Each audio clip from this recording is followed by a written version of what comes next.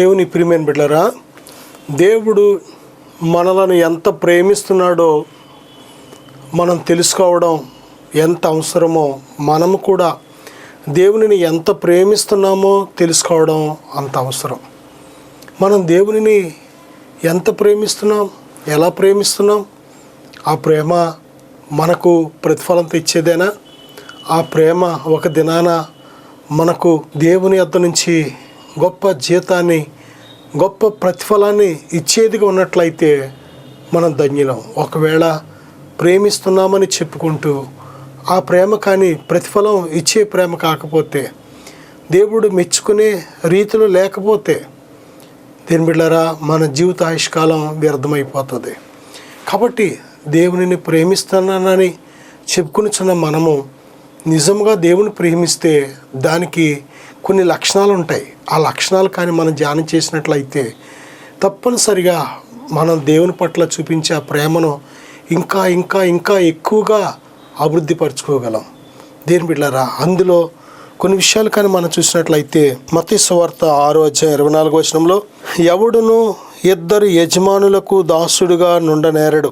అతడు ఒకని ద్వేషించి ఒకని ప్రేమించును, లేదా ఒకని పక్షముగా ఉండి ఒకని తృణీకరించును. మీరు దేవునికిని సిరికిని దాసులుగా ఉండనేరరు. దేని బిడ్డలారా, ఈ లోకంలో ఉన్నాం కానీ లోకస్తులం కాదు. దేవుడు మనలను లోకంలో నుంచి పిలుచుకున్నాడు, ఏర్పాటు చేసుకున్నాడు. కాబట్టి ఈ లోకంలో ఉండే శరీరాశలు, నేత్రాశలు, జీవపొడంబం ఇవి దేవుని నుంచి పుట్టినవి కాదు. ఇది లోక సంబంధమైనవే. మనము దేవుని మూలంగా పుట్టాం, మనం దేవుని పిల్లలం. మనం దేవుని ప్రేమించడానికే దేవుడు మనకి జీవితాన్ని ఇచ్చాడు.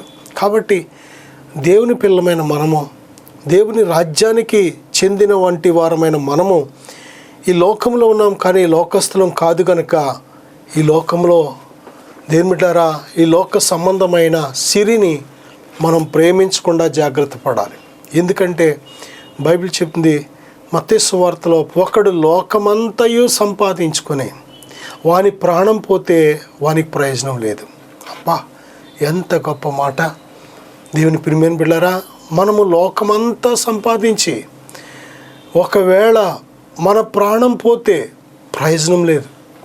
ఈరోజు ప్రతి మనిషి తన విలువైన జీవితాయుష్కాలాన్ని, తన కష్టాన్ని దేనికి ఖర్చు పెడుతున్నాడు అంటే ధనం సంపాదించాలని, సిరిని సంపాదించాలని, ఈ లోక సంబంధమైన వాటిని సంపాదించాలని.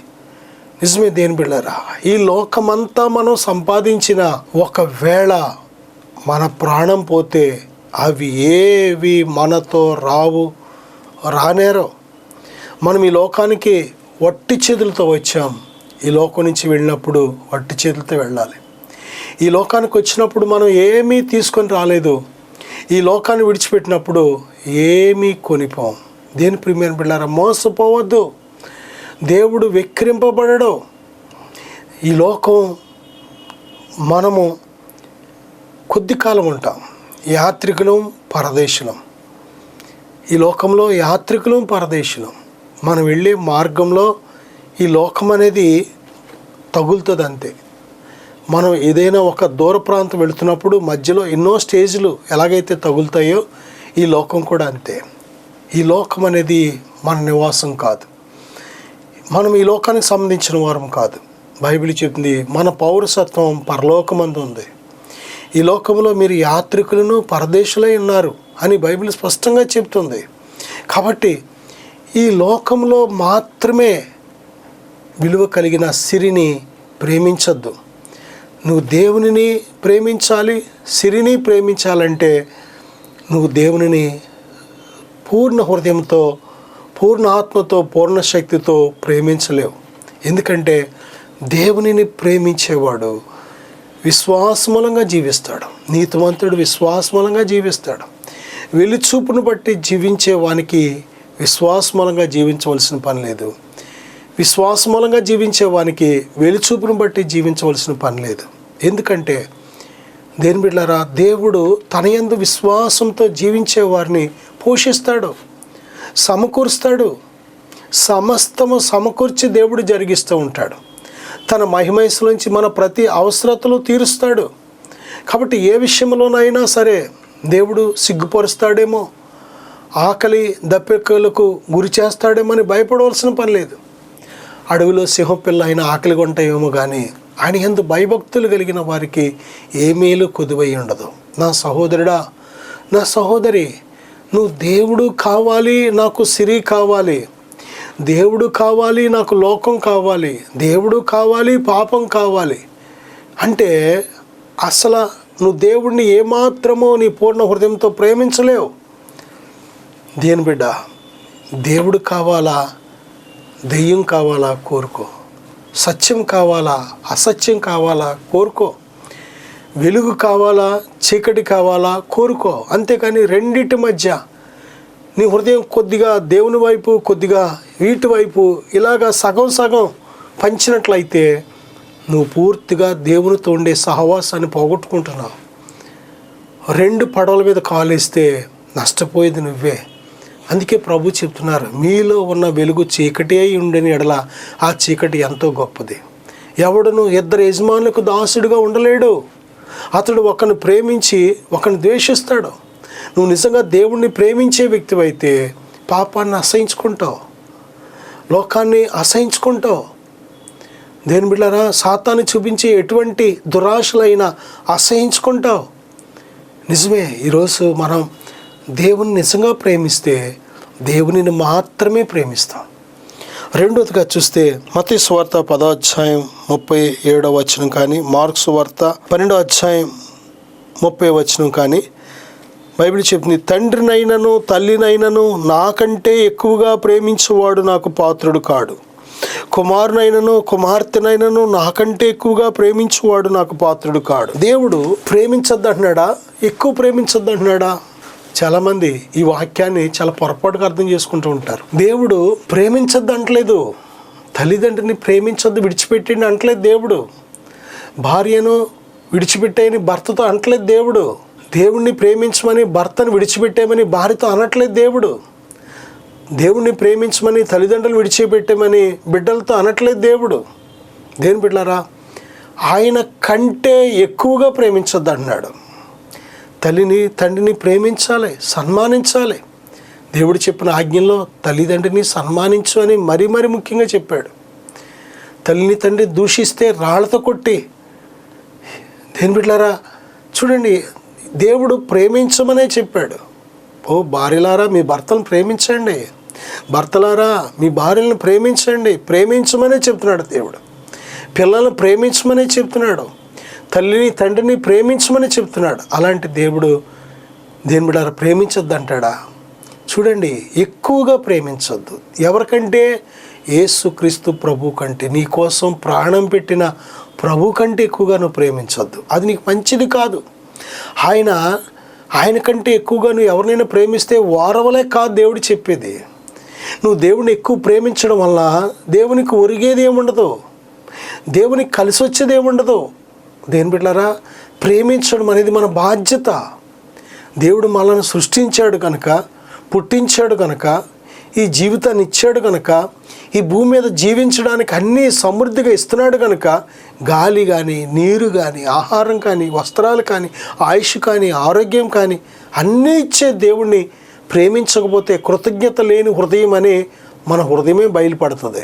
అంతేకాని మనం ప్రేమించడం వల్ల, దేవుని ఎక్కువగా ప్రేమించడం వల్ల దేని బిడ్డలారా దేవునికి కలిసి వచ్చేది ఏమి ఉండదు.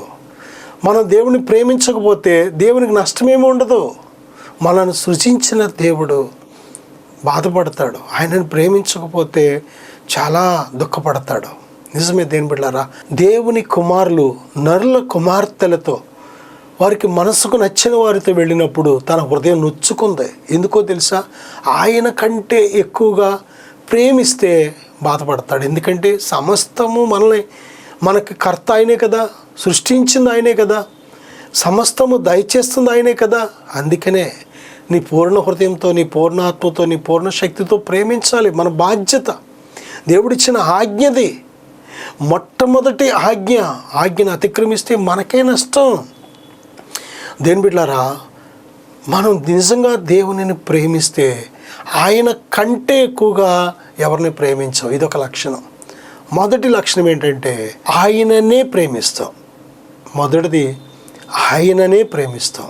సిరిని కానీ లోకాన్ని కానీ ఈ లోకంలో ఉన్నవి ఏవైనా సరే దేని బిడ్డారయ్యా, దేవుని కంటే ఎక్కువగా మరి వాటిని మనం ప్రేమించలేం. వాటిని ప్రేమించవలసిన పని కూడా లేదు, ఎందుకంటే అవి మనతో రావు కాబట్టి. రెండవదిగా దేవుని కంటే ఎక్కువగా తల్లిదండ్రిని కానీ బిడ్డల్ని కానీ భార్యని కానీ భర్తను కానీ నువ్వు ఎవరిని ప్రేమించినా అది నీకు మంచిది కాదు.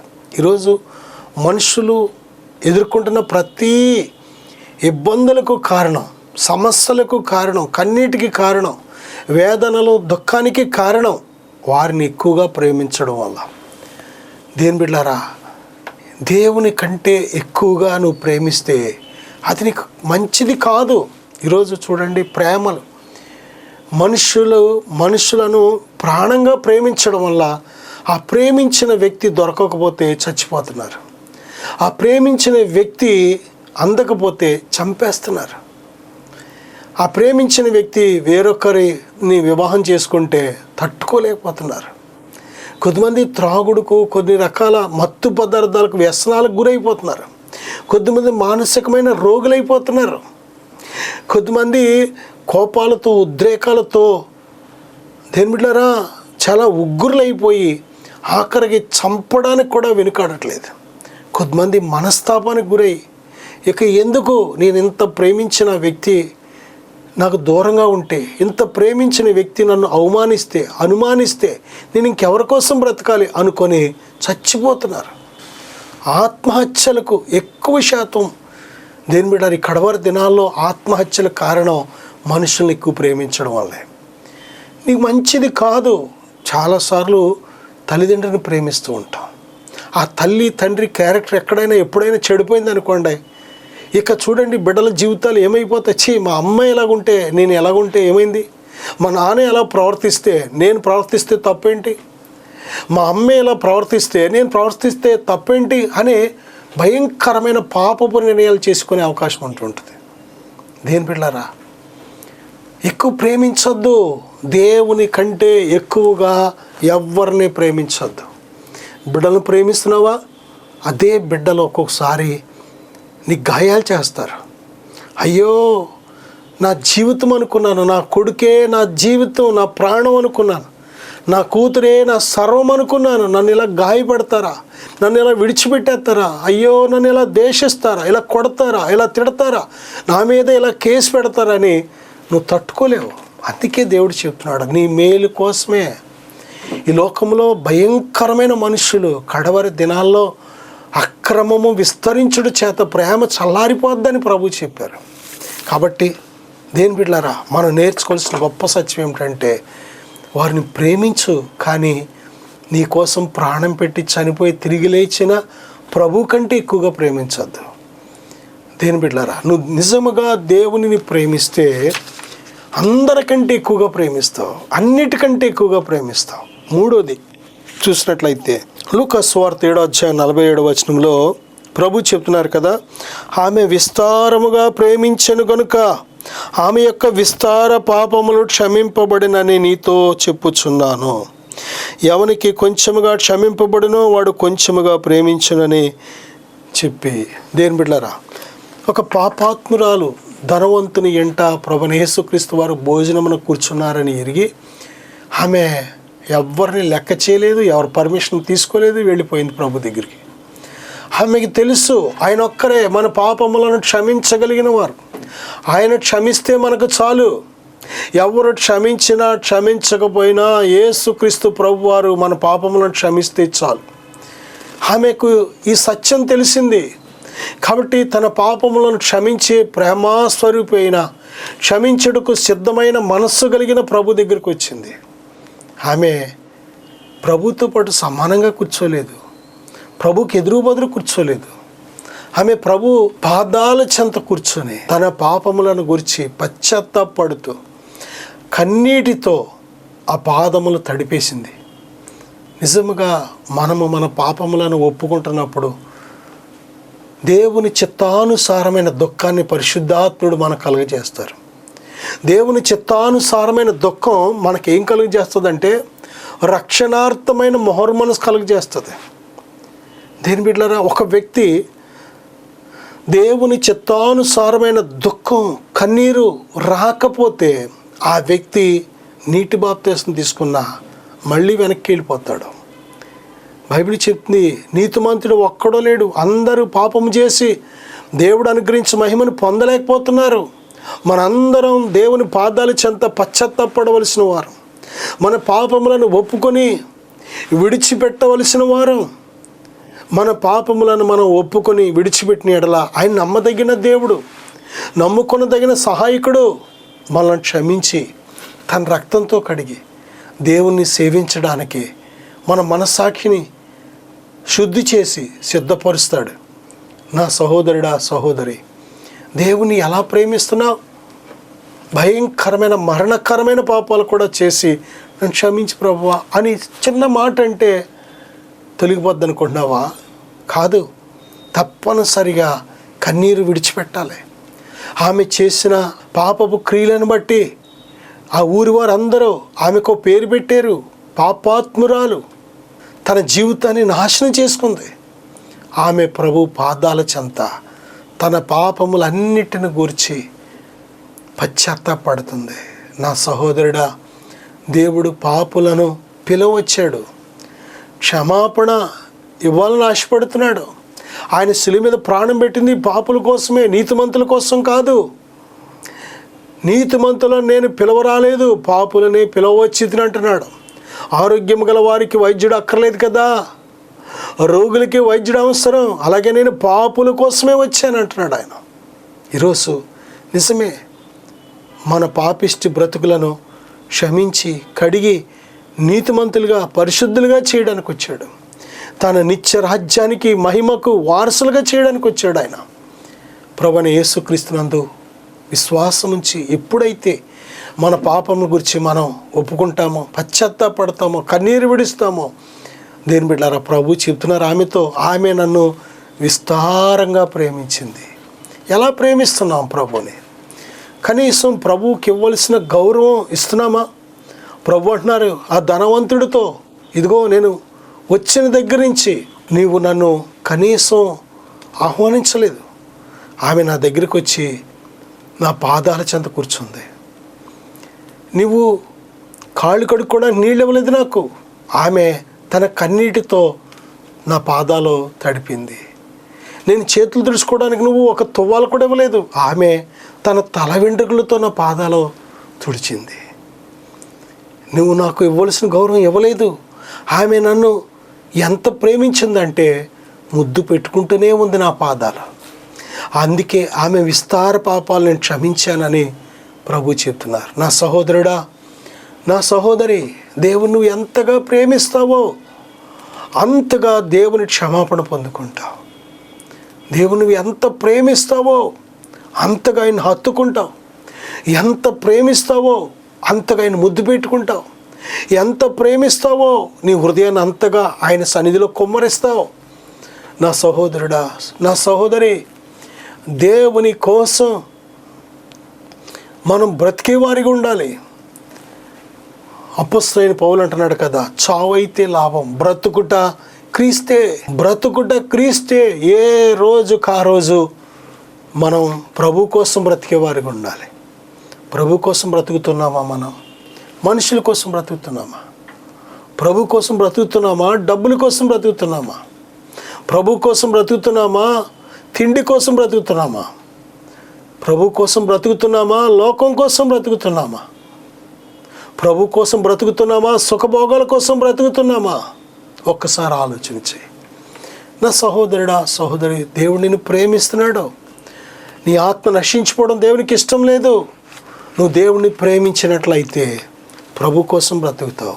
మత్తయి సువార్త 22:37 అందుకు ఆయన, నీ పూర్ణ హృదయముతోనూ, నీ పూర్ణ ఆత్మతోనూ, నీ పూర్ణ మనస్సుతోనూ నీ దేవుడైన ప్రభువును ప్రేమింపవలెనన్నది. నీ పూర్ణ హృదయం, నీ పూర్ణ ఆత్మ, నీ పూర్ణ మనస్సు, నీ హృదయం, నీ ఆత్మ, నీ మనస్సు పూర్ణముగా నిజముగా దేవునిని ప్రేమిస్తే ఆ ప్రేమలో లోటు ఉండదు, కోత ఉండదు. ఆ ప్రేమలో నువ్వు నిజముగా దేవునిని ప్రేమించే వ్యక్తివైతే నీ పూర్ణ హృదయముతో ప్రేమిస్తావు. దేవునికి తప్ప నీ హృదయంలో వేటికి ఎవ్వరికీ చోటు ఉండదు. దేవుడు అలాగ ప్రేమించే వారి కోసం ఎదురు చూస్తున్నాడు. అందుకే అక్కడ అంతమంది ఉన్నా సరే దేని బిడ్డ, దేవుడు ఎవరి ప్రేమను మెచ్చుకున్నాడో తెలుసా? ధనవంతుడు ప్రభువైన యేసుక్రీస్తు వారిని భోజనానికే పిలిచాడు. ప్రేమ ఉండా లేక, కానీ ఆ ప్రేమ చాలా చిన్నది. దేని బిడ్డారా, పాపాత్మురాలు ప్రభుని ప్రేమించిన ఆ విస్తారమైన ప్రేమతో పోలిస్తే ధనవంతుడు తన ఇంటికి భోజనానికి పిలిచిన ప్రేమ నథింగ్. కేవలం మనుషుల కోసం పిలిచాడు. దేని బిడ్డారా, లోకంలో గనుడని చెప్పుకోవడానికి పిలిచాడు అంతే, కానీ హృదయంతో పిలవలేదు. మనుషుల చేసే భక్తి మనల్ని రక్షించలేదు. మనుషుల కోసం చూపే ప్రేమ మనల్ని రక్షించలేదు. మనుషుల కోసం చేసేది ఏదైనా సరే అది వేషధారణ. మనుషుల కోసం చేసే ప్రార్థన, మనుషుల కోసం చేసే దాన ధర్మాలు, మనుషుల కోసం చేసే ఉపవాసాలు, మనుషుల కోసం చేసే భక్తి ఏదైనా సరే వేషధారణ. వేషధారణ అనేది ఒక పులిసిన పిండి. అది కొంచెమున్నా సరే నీ జీవితం అంతటినీ కూడా పులియబెట్టేస్తుంది. నా సహోదరుడా, నిజముగా మనుషుల కోసం కాదు, నువ్వు దేవుణ్ణి హృదయపూర్వకంగా ప్రేమిస్తున్నావు అనే దానికి గుర్తేమిటంటే, మరి వేటికి నీ హృదయంలో చోటివ్వవు. దేవునిని నీ పూర్ణ హృదయంతో, నీ పూర్ణ ఆత్మతో, నీ పూర్ణ శక్తితో నువ్వు ప్రేమించగలుగుతావు. ఈరోజు హృదయాల్లో పూర్ణత అనేది ఉండట్లేదు మనుషులకి. మనుషుల హృదయాలు క్షమించలేని స్వభావాలతో, కక్షలతో, ద్వేషాలతో, వారలేని స్వభావాలతో, అసహనంతో నిండిపోయి ఉన్నాయి. అపవిత్రతతో నిండిపోయి ఉన్నాయి. లోకాశలతో, దురాశలతో, నేత్రాశలతో, శరీరాశలతో నిండిపోయి ఉన్నాయి. కాబట్టి పూర్ణ హృదయంతో ఒక మనిషి దేవుణ్ణి ప్రేమించలేకపోతున్నాడు. నా సహోదరుడా, సహోదరి, దేవునిని ప్రేమించాలి. మనం దేవుణ్ణి ప్రేమించడానికే దేవుడు మనను పుట్టించాడు. దేవునిని ప్రేమిస్తేనే మన బ్రతుకు క్షేమం. ప్రియబిడ్డ, దేవునిని నిజంగా మనం ప్రేమిస్తే యోహాను సువార్త 14:15 అలాగే 14:21 కానీ మనం చూసినట్లయితే, మీరు నన్ను ప్రేమించిన ఎడల నా ఆజ్ఞలను గైకొందురు, నా ఆజ్ఞలు అంగీకరించి వాటిని గైకొనివాడే నన్ను ప్రేమించువాడు. దేని బిడ్డలారా, దేవునిని ప్రేమించడం అంటే దాని కరెక్ట్ మీనింగ్ ఆయన ఆజ్ఞలు గైకొనడమే. ప్రభువా ప్రభువా ప్రభువా అని పిలిచే ప్రతి ఒక్కడో ఆయన ప్రేమించినట్టు కాదు. మెడలో ఒక సిలువ వేసుకుంటే ప్రేమించినట్టు కాదు. యేసు ప్రభు వారిది ఏదైనా ఒక గుర్తు కింద ఒక పచ్చబొట్టు పొడిపించుకుంటే ఆయన ప్రేమించినట్టు కాదు. దేని బిడ్డ, దేవునిని ప్రేమించడం అంటే దేని బిడ్డ, ఒక్కసారి ఆలోచన చేయి. ఆయన ఆజ్ఞలు గైకొనడమే. మనకు దేవుడు గైకొనాలని ఏ ఆజ్ఞలైతే ఆజ్ఞాపించాడో ఆజ్ఞలు గైకొనేవాడే దేవుణ్ణి ప్రేమించేవాడు. దేవునిని ఒక వ్యక్తి ప్రేమిస్తున్నాడు అనే దానికి గొప్ప నిదర్శనం ఏంటంటే, ఆయన చెప్పినట్టు జీవిస్తాడు, ఆయన చెప్పినట్టు బ్రతుకుతాడు. ప్రభు చెప్తున్నారు కదా, ప్రభువా ప్రభువా అని పిలిచే ప్రతివాడు పరలోక రాజ్యంలో చేరడు, నా తండ్రి చిత్త ప్రకారము చేయువాడే ప్రవేశిస్తాడు. చూడండి దేని బిడ్డలారా, ఈయన మాటలు విని వాడు చొప్పున చేయి ప్రతివాడు బండ మీద తన ఇల్లు కట్టుకుని బుద్ధిమంతుని పోలి ఉంటాడు. ఈయన మాటలు విని వాటి చొప్పున చేయని వాడు బుద్ధిహీనుడై ఉంటాడంట.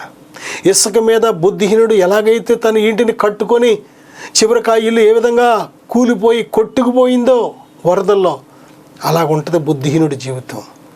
నువ్వు నిజంగా దేవుణ్ణి ప్రేమించే వ్యక్తివైతే ఆ వ్యక్తికి ఉండే లక్షణం ఏంటంటే ఆయన ఆజ్ఞలు గైకొనడం. ఆయన ఆజ్ఞలు గైకొనడం. ఆయన ఆజ్ఞలను గైకొనకుండా, ఆయన మానమన్న వాటిని మానకుండా, ఆయన చేయమన్న వాటిని చేయకుండా, ప్రభువా ప్రభువా ప్రభువా అని అన్నంత మాత్రాన, నువ్వు ప్రార్థన చేసినంత మాత్రాన, ఒక నీటిలో మునిగినంత మాత్రాన, పేరు మార్చుకున్నంత మాత్రాన దేని బిడ్డలారా, మోసపోవద్దు. దేవుడు వెక్కిరింపబడడు. నువ్వు దేవుణ్ణి ప్రేమించే వ్యక్తివి అయితే ఆయన ఆజ్ఞలు గైకొంటావు. నా సహోదరుడా, సహోదరి, యోహాను సువార్త 20:16 యోహానుతో ప్రభు అంటారు కదా, నీవు నన్ను ప్రేమిస్తున్నావా, వీరికంటే నన్ను ఎక్కువ ప్రేమిస్తున్నావా అని 3 సార్లు అడిగి, దేని బిడ్డలారా, ఆయన ప్రేమిస్తున్నాను ప్రభువా, నేను ప్రేమిస్తున్నాను నీకే తెలుసు ప్రభువా, అవును ప్రేమిస్తున్నాను ప్రభు అని 3సారి వ్యసనపడ్డాడు జవాబు చెప్పడానికి. కానీ ప్రభు, నిజముగా నువ్వు నన్ను ప్రేమిస్తే ఇదిగో నా గొర్రెల మేపు. దేవునిని ప్రేమించే ప్రతి వ్యక్తికి దేవుడిచ్చే గొప్ప బాధ్యత ఏమిటంటే అనేక ఆత్మలు సంపాదిస్తావు. ప్రభు కోసం అనేకులను వెలిగించి నడిపిస్తావు ప్రభు యొద్దకు. నీ ఇంటి వారిని వెలిగించుకుంటావు, నీ బంధువులను వెలిగించుకుంటావు, నీ స్నేహితులను, నీ ఇరుగు పొరుగు వారిని వెలిగిస్తావు. ప్రభు ప్రేమను చూపించి, ప్రభు సువార్తను వినిపింపచేసి, దేని బిడ్డలారా, అనేకులకు మార్గదర్శకంగా ఉంటావు. అనేక ఆత్మలను దేవుని యొద్దకు నడిపించే పాత్రగా ఉంటావు. ఒకసారి ఆలోచన చేద్దాం, మన దేవుణ్ణి ఎలా ప్రేమిస్తున్నాం, ఎంతగా ప్రేమిస్తున్నాం ఒకసారి పరిశీలన చేసుకుందాం. నేను మీకోసం చిన్న ప్రార్థన చేస్తాను. విశ్వాసంతో ఎక్కివిద్దాం. పరిశుద్ధుడా, ప్రేమగల తండ్రి, నాయనా, మీరు మమ్మల్ని ఎంత ప్రేమిస్తున్నారో మేము కూడా మిమ్మల్ని అంతగా ప్రేమించవలసి ఉంది. మేము కూడా మిమ్మల్ని ఆ విధంగా ప్రేమించినట్లయితే మిమ్మల్ని ప్రేమించే వ్యక్తికి ఉండే లక్షణాలు కొన్ని ధ్యానం చేశాం. నాయనా, నీ బిడ్డల నేత్రాలు తెరవండి, హృదయం తెరవండి. మిమ్మల్ని మిక్కిలిగా ప్రేమించుటకు, మీతో సహవాసం చేయుటకు సహాయం దయచేయమని యేసుక్రీస్తు నామములో ప్రార్థిస్తున్నాను తండ్రి. ఆమేన్. God bless you.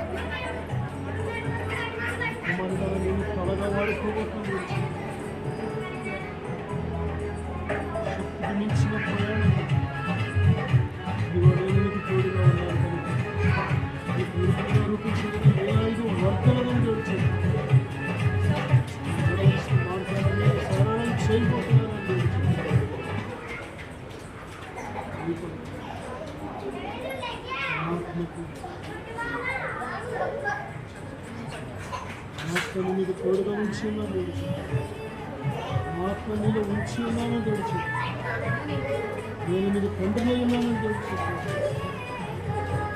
దేవునామానికి వందనాలు, సేవకులకు నా వందనాలు. నా పేరు వినయ్ కుమార్, మాది పెద్దతాడేపల్లి గ్రామము. నేను కూడా దేవుడు నమ్ముకొని దేవుడి మందిరానికి అయితే వెళ్ళేవాడిని, కానీ నా ఆత్మీయ జీవితం అంత ఫలవంతంగా లేదు. అనేకమైన బంధకాలతో నా ఆత్మీయ జీవితము ఉంటూ ఉండేది.